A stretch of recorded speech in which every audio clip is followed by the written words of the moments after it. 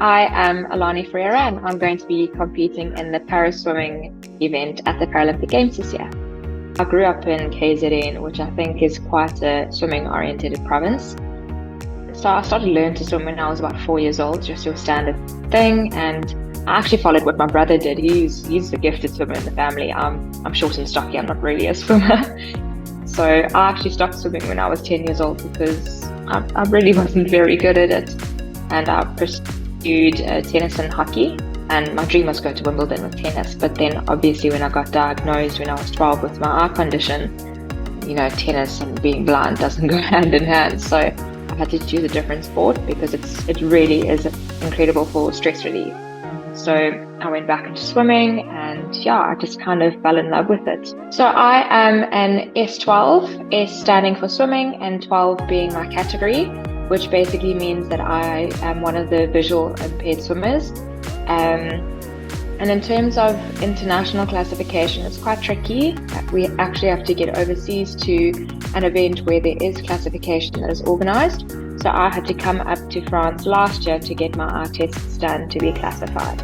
So it's not always as easy as we would like it to be, especially being down in South Africa, but we make it work so that we can compete. I really struggle with depth perception, which is one of my main issues. So things like turns are quite a struggle, and that's why I've got a tapping code, which means that I essentially have someone on each end of the pool with a fishing rod with a little tennis ball on the end that smack me when I need to get ready to turn. So each swimmer is different in how many strokes they want to be tapped out on and where they want to be tapped. I prefer one stroke out of the wall and on my shoulders. So then I know, okay, stroke and turn. So we can't really see our competitors, obviously depending on which visual class you are in. So you're really racing your own race. And then I struggle to also swim straight. So I often will go wiggly waggly. I know my dive is also a bit skew. So there's a lot of things that I can luckily still work on to improve, but those are just a few of the things that I struggle with. So this will be my third Paralympics. So I'm very lucky that I was in Rio and Tokyo and now Paris. So it's really exciting stuff. So I quite enjoy visualization. So just sitting and visualizing. I try to think of everything that I can control. So for example, the dive, what you're going to do. And it's not just, okay, I'm diving. You think of every little step. It's, I get to the block, I set my block to number 2. I then get undressed, I stand next to the block, always on the right side of the block. First whistle blows, I put my right foot on the block. So it's that literally every little thing that you can control, you go through. So that when you get to race day, it's kind of like you've done the race a million times. So then it's nothing really too stressful because it should hopefully be somewhere in your brain. So that's one of the techniques that I quite enjoy doing. The accessibility of actually getting to training is often not considered. So I'm very lucky that I still live with my parents, so my mum can drive me to the pool. But she can sit at the pool sometimes for 4 hours a day while I'm busy training because it's too expensive to drive there and back. Whereas someone who has the ability to drive will drive to the pool, park their car and carry on with their session. So there's the travel costs, which can get quite expensive if, for example, I wasn't living at home and I had to use Uber. There's obviously all of your training equipment. There's getting to your physios, your biokineticist, your doctors, your training equipment, which is unfortunately quite expensive. Our racing suits can go up to 12,000 Rand a suit. So there are quite a few costs that you do have to incur, but it's definitely well worth it. So I'm lucky that I am part of the Bidvest OPEX program.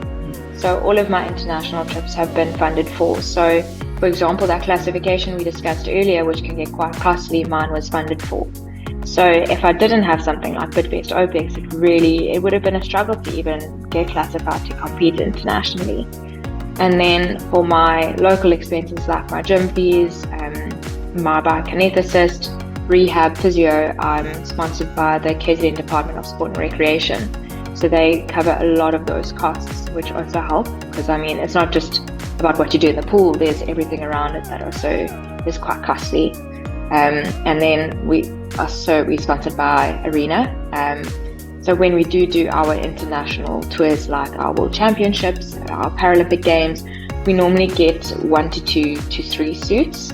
and I'm quite strict in managing my usage of suits. So I've been racing in a suit that I've had since 2021 from the Tokyo Paralympics back home, because me doing a time trial at home or a little local gala, I don't need the best of suits. I'd rather save my good new suit for Paris, for example. So I think a lot of it also comes into management of what you get from your sponsors, and then not being wasteful in what you do receive. So I've start off my games with the 400 meter freestyle, which is one of my favorites. It's kind of just a fun opening event just to get going and getting the feel. And then the day before my 100 breast, I've got 100 meter freestyle, which is literally just to get some speed work going. And then the 100 breast is definitely the main focus. There is so much talent. There really is. And I think so something that I'm quite passionate about and really want to actually look into more is doing Learn to Swim.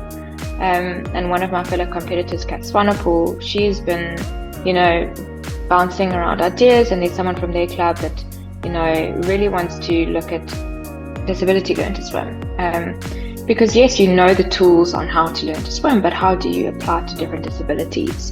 And I think that's a key component that we might be missing, because unfortunately every case is different. But we really do need to get that impact, get into the areas where there is a high concentration of young disabled people that we can teach to swim and get them involved in swimming, because the opportunities are endless, and it really is so freeing to be in the water when you have a disability. So I think, there's so much room, and it's something that definitely can get looked into. And then unfortunately, I'm an international athlete, so yes, I have funding. But when you're still busy building yourself up to that, you don't always have that opportunity. So getting the funding and the resources specifically for the lower levels, I think, is also something that needs a bit more attention. I think everybody loves the Olympic Games, and it's incredible what they've done. So we've got some big shoes to fill, but I promise you the Paralympians are coming with full force, and we are ready to fight. We're ready to fight for the country, and I think there's going to be some big things happening at these games.